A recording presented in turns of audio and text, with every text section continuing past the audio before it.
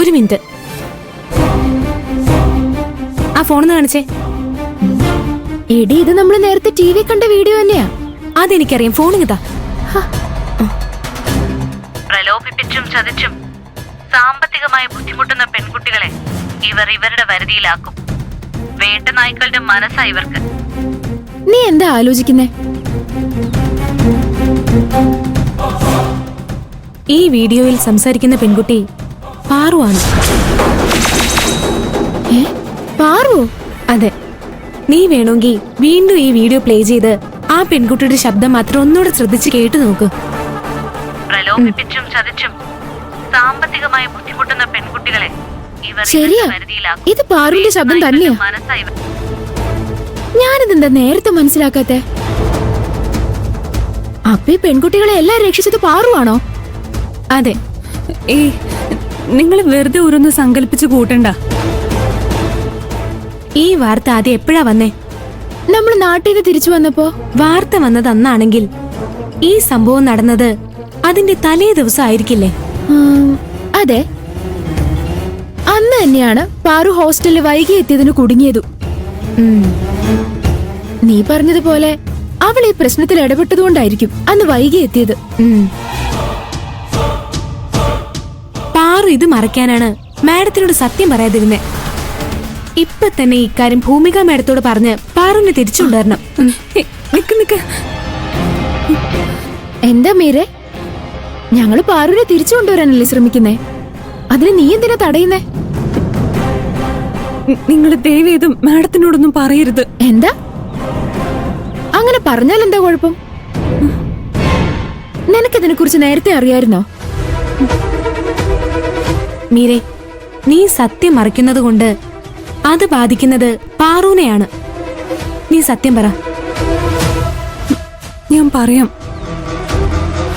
ഞാൻ ചെയ്ത തെറ്റിനാ പാറു ശിക്ഷ അനുഭവിച്ചുകൊണ്ടിരിക്കുന്ന.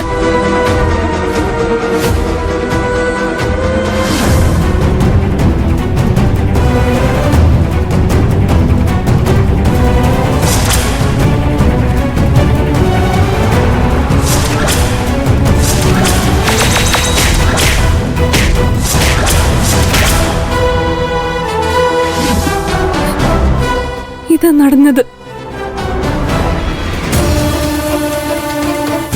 എന്നെ രക്ഷിക്കാൻ വേണ്ടിയാ പാറു സത്യം പറയാത്തത്. ഇത്രയൊക്കെ നടന്നിട്ടും നീ എന്താ ഞങ്ങളോട് സത്യം പറയാതിരുന്നത്? വാടൻ പറയുന്നത് കേൾക്കാതെ ഞാൻ ആ ലോൺ എടുത്തതിന് ശേഷം ഒന്നിനു പുറകെ ഒന്നായിട്ട് എനിക്ക് പ്രശ്നങ്ങൾ ഉണ്ടായിക്കൊണ്ടിരുന്നു. ഇത്രയൊക്കെ നടന്നതിന് ശേഷം ഞാൻ ചെയ്തത് എന്താണെന്ന് നിങ്ങളോട് തുറന്നു പറയാനുള്ള ധൈര്യം എനിക്ക് കിട്ടിയില്ല. I am sorry.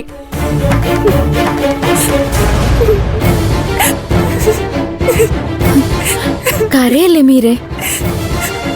ഇനി ഇങ്ങനെ എന്തെങ്കിലും പ്രശ്നങ്ങൾ ഉണ്ടായാ നീ ഞങ്ങളെ അറിയിക്കാതിരിക്കരുത്. ഞങ്ങൾ എപ്പോഴും കൂടെ ഉണ്ടാവില്ലേ? പാറു ചെയ്തത് തന്നെയാ ശരി. തൽക്കാലം ഇതൊന്നും ഭൂമികമ്മയോട് അറിയണ്ട. ഞാൻ എന്തറിയണ്ടെന്ന്?